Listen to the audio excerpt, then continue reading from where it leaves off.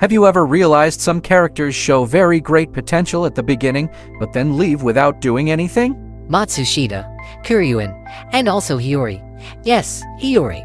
Students like Manabu and Nagumo need to leave because of their graduation, but at least they got a proper conclusion. However, how about the other character, who is currently nothing more than a side character? What are they going to do in the future? Let's see who they are one by one.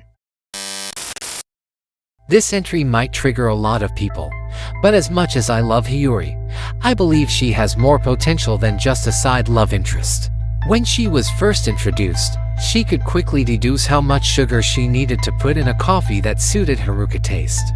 She loves reading books and has an A in academics. Even Riwen believes she could lead the class when he is gone, proving that she has the quality of a leader. However, after Riwen returns to the battlefield, Hiyori doesn't have any important role other than a bridge between Riwen and Ayanokoji. She is popular and gets quite a lot of screen time. However, because of her friendly nature, who chose to avoid trouble, she rarely involved in any special exam and just spent her time at the library. With her intellect, she should be able to do more than that, but she doesn't. That's why she is one of the wasted potentials in the series. I hope she takes on a more crucial role in the future. The introduction of the first-year student is a waste of huge potential.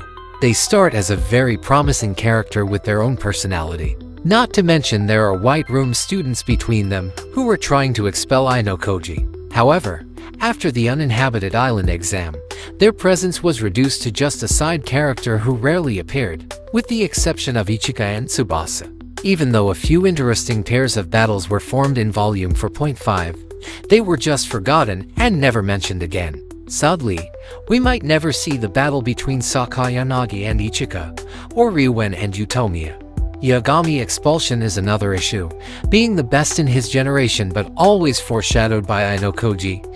He never had any meaningful conversation with Ayanokoji from heart to heart. He never confronted Ayanokoji directly and ended up getting expelled without Ayanokoji confronting him face to face. Yagami might be the closest to Ayanokoji in terms of ability, but Kinugasa chose to expel him so early and put an end to the first-year student role. If Yagami kept being a student and chose to fight Ayanokoji earnestly, maybe he could give a better fight than Sakayanagi or Riwen, but just maybe. Harikita Manabu was stated to be the only one Nagumo saw as an equal. Being the student council president for 2 years, he managed to graduate from Class A even with a lot of interference from Nagumo. He was smart and strong. He could even win against Ayanokoji in a sprint. With that much potential, we rarely saw anything in him because of the gap in school years. Manabu was the type to obey school rules and hold school tradition highly, so he never tried to seek trouble like Nagumo. Even if it was his character, it's a shame that he leaves the school with the memory of being played by Nagumo in a mixed training camp without making any payback. He was wise beyond his age, so he gave a lot of advice that changed Ayanokoji's school life. Even with just a little action, he manages to change the storyline forever. Nagumo had the same problem with Manabu. The difference in school year makes it hard for them to confront Ayanokoji directly. Nagumo was hyped as the big villain even since the first year arc, but he never got any chance to actually show how capable he is. However, he has more screen time and action that could tell us how great the potential of Nagumo was. When he became the student council president, he revolutionized the school with the introduction of overall ability apps. In his era, special exams between grades became more common. As a student council president, he might be better than Manabu, so it's really a shame that we never see a proper battle between him and Ayanokoji. And like Manabu, Nagumo graduation will be filled with regret. Manabu avoided him, and he cannot get a proper fight against Ayanokoji. Looking at the evil deeds he did so far, I guess he deserves it. Talking about Nagumo, I guess we also need to talk about Kiriyama for a bit. He was Nagumo vice president, and quite capable to the point that Manabu trusted him enough to resist Nagumo policy. He used to work with Ayanokoji to stop Nagumo doing whatever he wanted, but after Manabu graduated, his goals started to change because he realized antagonizing Nagumo was a pointless action. Kiriyama's sole purpose as a character was to give Ayanokoji enough information about Nagumo and become his pawn in their fight. However, With battles against Nagumo never happening, he lost his only purpose. Even his role as third-year informant was replaced with the introduction of Kiryuin. I don't know how I should feel about him, but his little action in Volume 9 second-year arc makes me quite sad about how Kinugasa treats him.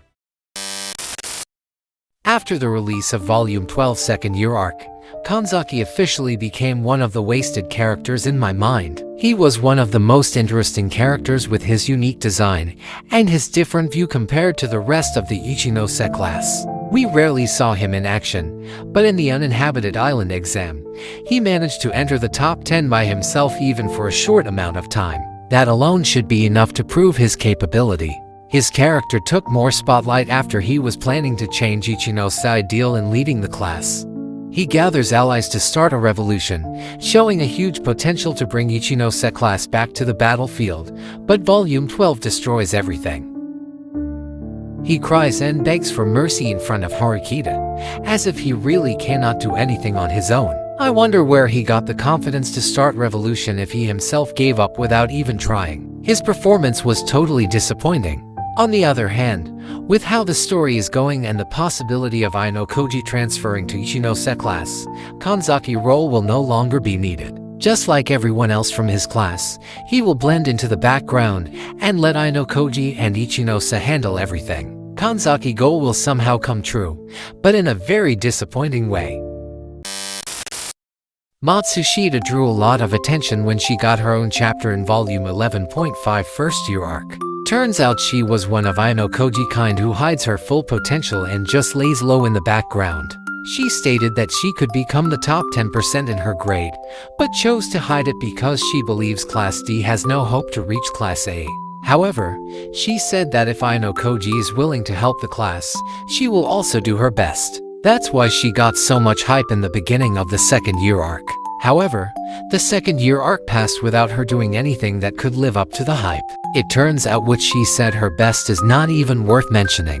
Other than suggesting Maid Cafe for cultural festival, the only thing she did was just become Ayanokoji informant in Volume 12.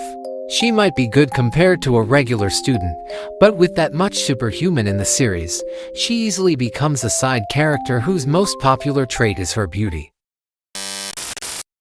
Kiryuin has the most wasted potential in the series, beating all the characters mentioned before. She was introduced with the most hyped setup possible, with her having an A+ in both academic and physical ability, having the attention of Nagumo, and even being compared to Konji in terms of personality. However, with all those ability and the possibility of things she could do, she chose to live however she want, which is going around and just enjoy her life without any care about special exam, just like Koenji.